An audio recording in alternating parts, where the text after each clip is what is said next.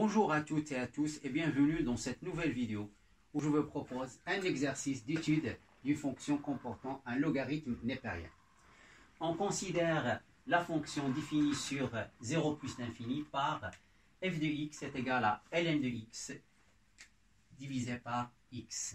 f de x égale à ln de x divisé par x.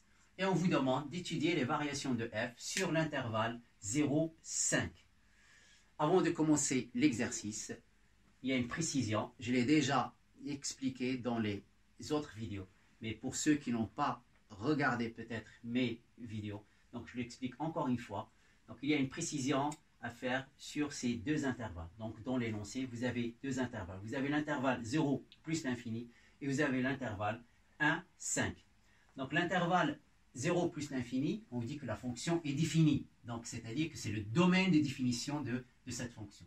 Domaine de définition de cette fonction, donc on a ln de x, donc elle est définie sur 0 plus l'infini, 0 exclu, et vous avez x,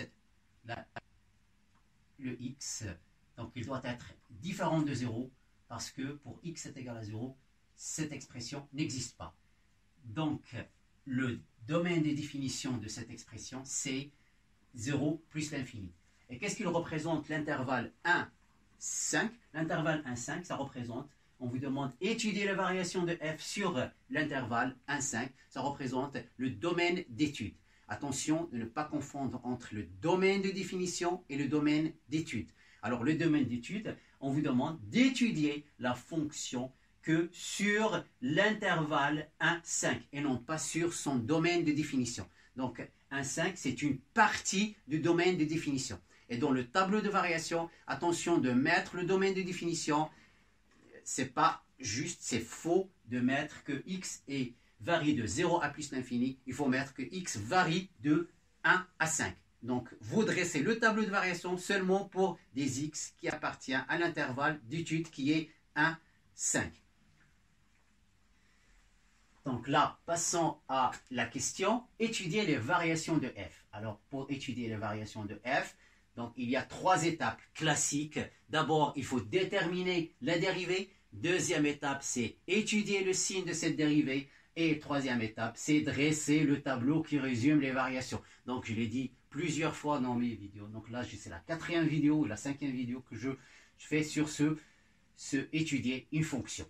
Donc là, on passe à la dérivée, donc f de x. Avant, il y a la forme, toujours la forme qui me donne la formule à utiliser. Donc on a la forme u sur v prime u prime v moins u v prime divisé par v au carré. C'est la formule du cours à maîtriser pour calculer la dérivée de cette expression. Donc on a la dérivée, donc on a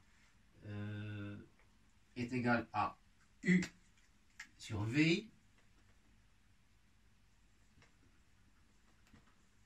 Donc, si on a prime ici, donc avec u de x est égal à ln de x et v de x est égal à x. Donc, u prime de x est égal à 1 sur x. Donc, c'est d'après le cours, ln de x prime est égal à 1 sur x. Et v prime de x est égal à 1.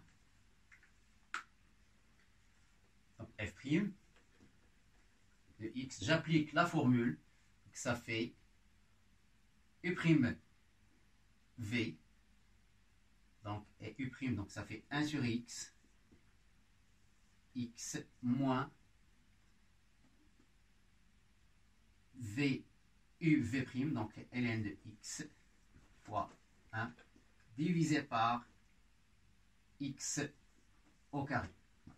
Donc, 1 sur x multiplié par x, ça fait 1. Et ln de x multiplié par 1, donc ça fait moins ln de x divisé par x au carré.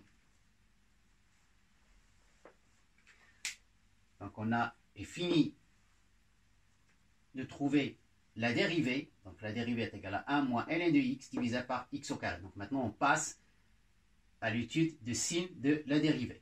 Donc, comme dans l'étude, je vous demande de poser la question, est-ce qu'il y a une partie qui est évidente, dont on n'a pas besoin de faire les calculs? Oui, il y a une partie qui est évidente ici. On a le x au carré, c'est évident que c'est positif. Donc on a x au carré est toujours positif, donc x au carré supérieur à 0. Donc supérieur ou égal à 0, donc là il est différent de 0. Donc le signe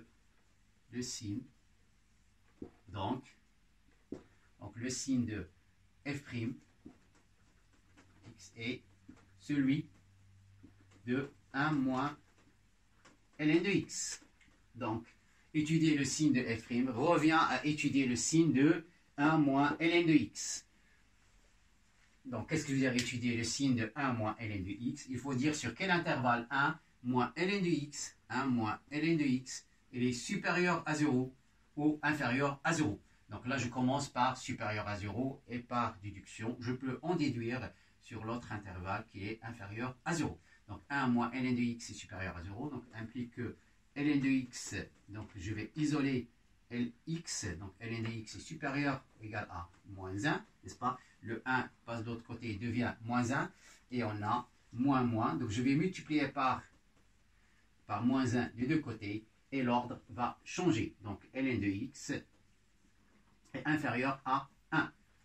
Et pour éliminer le x, je vais introduire l'exponentielle ln de x à droite et à gauche, donc exponentielle 1. Donc j'ai introduit l'exponentielle par là et l'exponentielle par là. Et comme la fonction exponentielle, c'est une fonction qui est croissante, donc il conserve l'ordre. Donc l'ordre est conservé. Donc là, exponentielle ln de x, elle est inférieure à exponentielle 1, ce qui donne que x, elle est inférieure ou égale à e. Donc pour x inférieur ou égal à e, pour x inférieur ou égal à e, 1 moins ln de x, elle est supérieure à 0. Donc elle est positive, la dérivée elle est positive pour x supérieur à e. Donc je dresse le tableau de variation. Donc on a x, donc on a 0 valeur interdite, et on demande étudier les variations de f entre, attention, il n'y a pas 0, donc on demande en 1, donc 1 jusqu'à 5. Donc la fonction, on vous demande étudier la variation de f entre 1 et 5. Donc là je mets le domaine d'étude. Et cette expression, l'expression 1 moins ln de x, il est égal à 0 pour e. Et il est supérieur à 0 pour x inférieur à e. Pour x inférieur à e, il est supérieur à 0. Donc par là est positif et par là est négatif. Donc par là est positif et par là est négatif. Donc on vous demande d'étudier les variations de f sur 1 plus l'infini. Donc ce qu'on a ici, c'est le signe de la dérivée. Et après le signe de la dérivée, on va en déduire les variations de f. Donc, après le cours, si le signe de la dérivée est positif, la fonction elle est croissante, et si le signe est négatif, la fonction est décroissante. Donc, je répète encore une fois. Donc là, on a fait la résolution de l'inéquation, on a résolu supérieur ou égal à 0, et on a trouvé que pour x inférieur à e, elle est supérieure à 0. Et, bien sûr, elle est inférieure à 0 sur l'autre intervalle. Donc, là, il me reste que de calculer l'image de e. Alors, f de e est égal à ln de e sur e. Donc ln de e sur e, donc ça fait ln de e, donc ça fait 1 sur e. Donc là, l'image de e, c'est 1 sur e. Et l'image de 1, c'est ln de 1, l'image de 1, f de 1, ça fait ln de 1 divisé par 1. Et ln de 1, ça fait 0. Donc là, ça fait 0.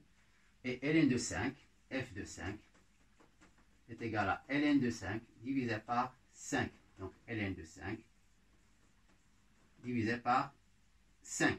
ln de 5 divisé par 5. Donc là, j'ai fini de dresser le tableau de variation de la fonction f de x qui est égal à ln de x sur x.